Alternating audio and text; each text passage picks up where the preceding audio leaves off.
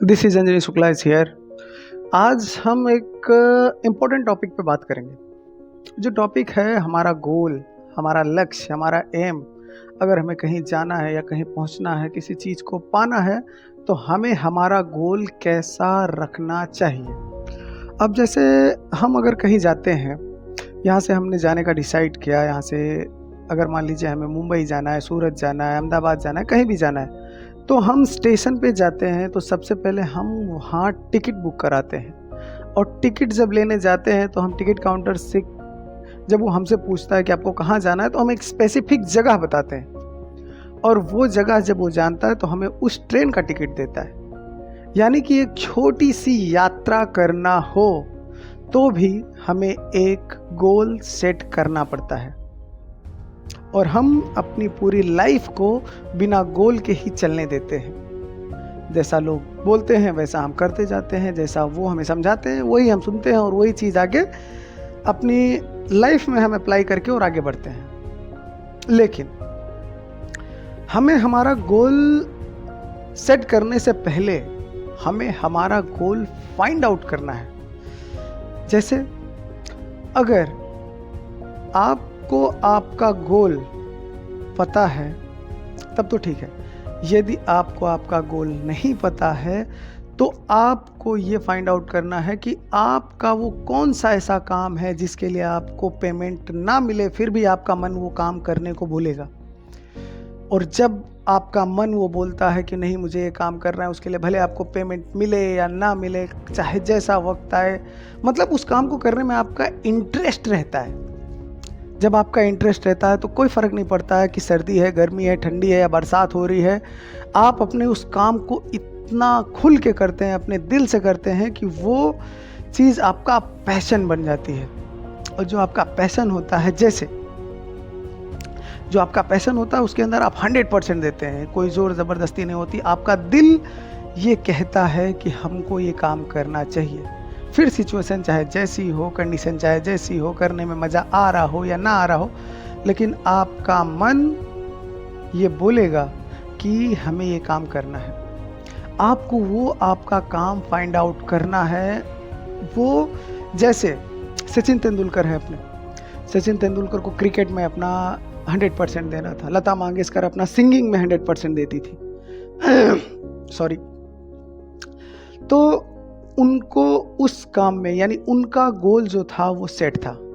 सचिन तेंदुलकर को क्रिकेट खेलना था और लता मंगेशकर को सिंगिंग करना था। उनका ये गोल उनको पता था। इसके बेस पर उन्होंने अपनी फील्ड में वो चीज़ आगे बढ़ाई और वो चीज़ को वो आगे करते गए। उसी तरह जब कोई बड़ा बिजनेसमैन होता है, उसको पता होता है कि उसका गोल कहाँ है, उसका रास्ता क्या है, वो उस हिसाब से उसकी स्ट्रेटेजी बनाता है और उस हिसाब से वो चीज़ काम करता है, वो अपने गोल को अचीव करता है।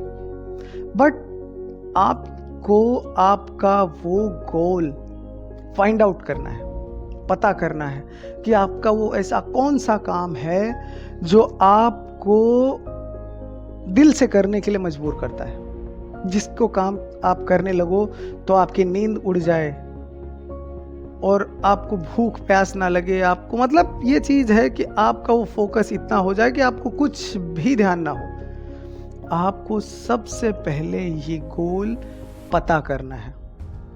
देन जब आपका ये गोल पता चल जाए, और यहाँ की ज़बरदस्ती आपको करना है। जब समय रहते अगर हम कोई चीज़ सीख लेते हैं तब तो वेल एंड गुड है।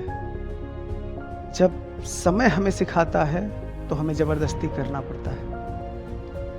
और अब आप ये समझ लीजिए कि अगर सचिन तेंदुलकर को सिंगिंग के लिए बोला जाता और लता मंगेशकर को क्रिकेट के लिए बोला जाता, तो आप सोचिए कि उनका फ्यूचर क्या हो सकता है। हमारी और आपकी लाइफ कुछ ऐसी ही है।